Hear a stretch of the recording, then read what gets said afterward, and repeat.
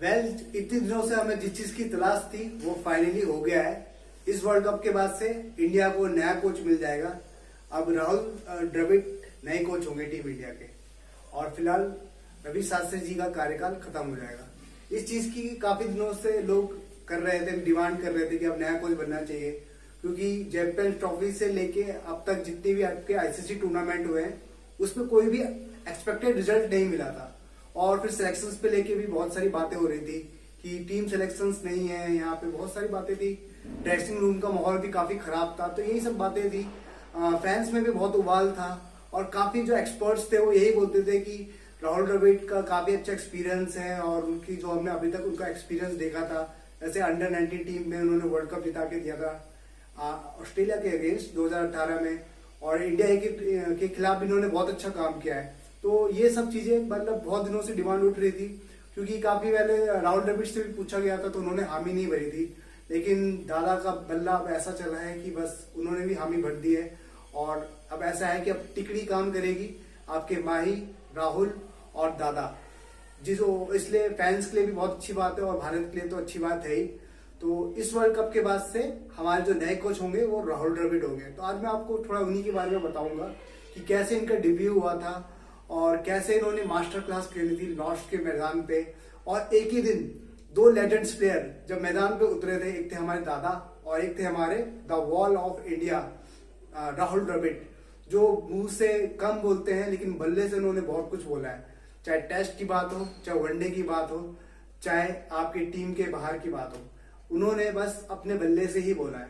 अगर बात करें तो इनका डेब्यू जो हुआ था वो 95 में हुआ था।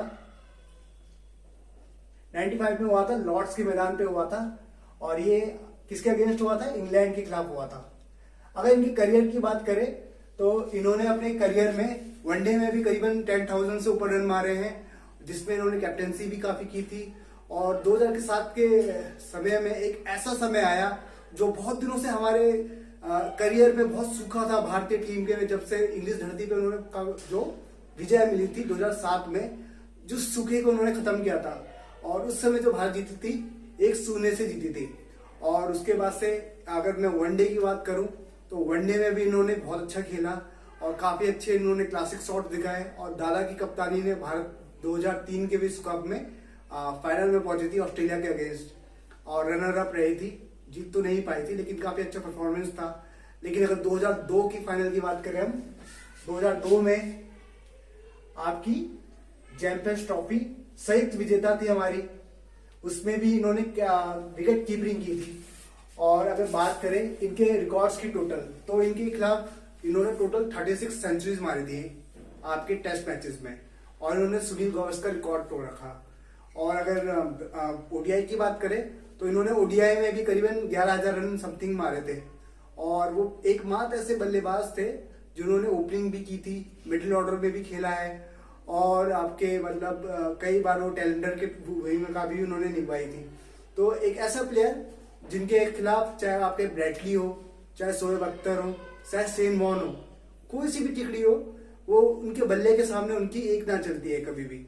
और उनके जो क्लास थे, जो जिसके नाम से प्रसिद्ध रहे हैं, the great wall of India, ये वॉल ऐसी थी कि भारत को हर संकट में भारत को मदद किया उसने। तो बस मैं थोड़ा बहुत इन्हीं के बारे में बताऊंगा, जैसे इनकी जो सबसे जो एक इनिंग जो है जो महत्वपूर्ण है भारत के लिए, जिसके लिए हमें जाना जाता है। एक तो था जब भारत ने 2001 में फॉलो ऑन खेला था, ऑस्ट्रेलिया के अगेंस्ट खेला था कोलकाता में, इनके पार्टनरशिप में थे वीवीएस लक्ष्मण। और वो एक ऐसा मैच था, और भारत के इतिहास में एक ऐसा मैच था जिसको हम कोई भी नहीं भूल सकते। और एक मात्र मैच ऐसा है जो फॉलो ऑन खेल की कोई टीम जीती थी, जो आपके कोलकाता टेस्ट हुआ था, वो भी किसके खिलाफ? उस समय जो विश्व अभियान चल रहा था ऑस्ट्रेलिया का, उसके खिलाफ उन्होंने बहुत कड़ी प्रतिबद्धता दिखाई थी दोनों प्लेयर्स से, चाहे वो आपके वीवीएस लक्ष्मण हो, चाहे आपके the great wall of India Rahul Dravid. तो ये मैच आपका हुआ था 2001 में। तो इसमें इन्होंने भारत में 2-1 से सीरीज हराई थी ऑस्ट्रेलिया को। और उसके बाद से अगर बात करें इनके टोटल ओडीआई रन्स की, तो करीबन इन्होंने ओडीआई में 11,000 रन मारे हैं इन्होंने, 11,000 रन इन्होंने मारे हैं। और टेस्ट की अगर बात करें तो टेस्ट में इन्होंने करीबन आपके 11,000 इतने ही रन मारे हैं। और इनकी टोटल जो सेंचुरीज है टेस्ट में 36 सेंचुरी मारी है। और कुछ सालों बाद इन्होंने आपके 2011 में रिटायरमेंट ले लिया था। जब आईसीसी वर्ल्ड कप इंडिया जीती थी, महेंद्र सिंह धोनी ने लिफ्ट किया था, तो ये उस समय जो टीम में नहीं थे, इस चीज के लिए काफी आलोचना भी हुई थी। बट उसके बाद से जब इनको मौका मिला था, तो इन्होंने जब आपकी इंग्लिश सीरीज हुई थी तो लगातार 4 सेंचुरीज मारी थी। और वो एक ऐसा समय था कि कोई भी बल्लेबाज, जो आपका चाहे सचिन हो, चाहे आपको यूवी हो, चाहे गौतम गंभीर हो, कोई भी बल्लेबाज इस समय नहीं चल पाया था। और 38 साल की उम्र में उन्होंने लगातार इंग्लिश धरती पे ब्रॉड हो चाहे एंडरसन हो, इनकी बॉलों का सामना किया था, 4 सेंचुरी मारी थी। और उसके बाद से फिर इन्होंने क्रिकेट जगत से संन्यास ले लिया था। कुछ दिनों तक इन्होंने आईपीएल से भी मतलब आरसीबी की तरफ से कप्तानी की थी, और वहां पे भी इन्होंने अच्छा परफॉर्मेंस दिखाया था, और ये अपनी टीम को लेके गए थे। और उसके बाद से इन्होंने उससे भी संन्यास ले लिया था, और फिर इन्होंने कोचिंग दी अंडर 19 टीम को, जिसका रिजल्ट हमको किसमें मिला, 2018 में हमको इसका रिजल्ट मिला।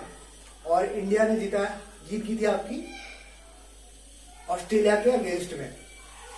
ये इनकी कैप्टनशिप में पहला तो जो आईसीसी टूर्नामेंट था वो इनकी भारत को मिला था। तो यही सब इनका जो करियर है, कभी ये मुंह से इतना आलतू फालतू नहीं बोलते हैं। जो भी इन्होंने मैदान पे बोला वो हमेशा उन्होंने अपने बल्ले से बोला है। चाहे पिचेस, चाहे कोई सी पिचेस हो, चाहे ऑस्ट्रेलियन पिचेस हो, चाहे इंग्लिश पिचेस हो, चाहे आपकी उपमहाद्वीप की पिच हो, इन्होंने हर जगह रन मारे। चाहे कोई सा भी बॉलर हो, चाहे मुथैया मुरलीधरन हो, चाहे आपका शेन वॉर्न हो, चाहे न्यूजीलैंड का शेन वॉर्न हो, चाहे आपके शोएब अख्तर हो, इन सब लोगों ने इनका खूब सम्मान किया है, क्योंकि इन्होंने बल्लेबाजी से हर जगह पे सब बल्लेबाजों को, सब गेंदबाजों के खिलाफ रन बनाया है। तो इनके लिए मैं बस यही कहना चाहूंगा कि भविष्य के लिए भारतीय टीम के लिए बहुत अच्छी शुभकामनाएं, और इनका करियर जिस तरह अभी चल रहा है, भगवान करे इनका करियर आगे भी इसी तरह चले। और आज के लिए मैं इतना ही बोलना चाहूंगा। जय हिंद।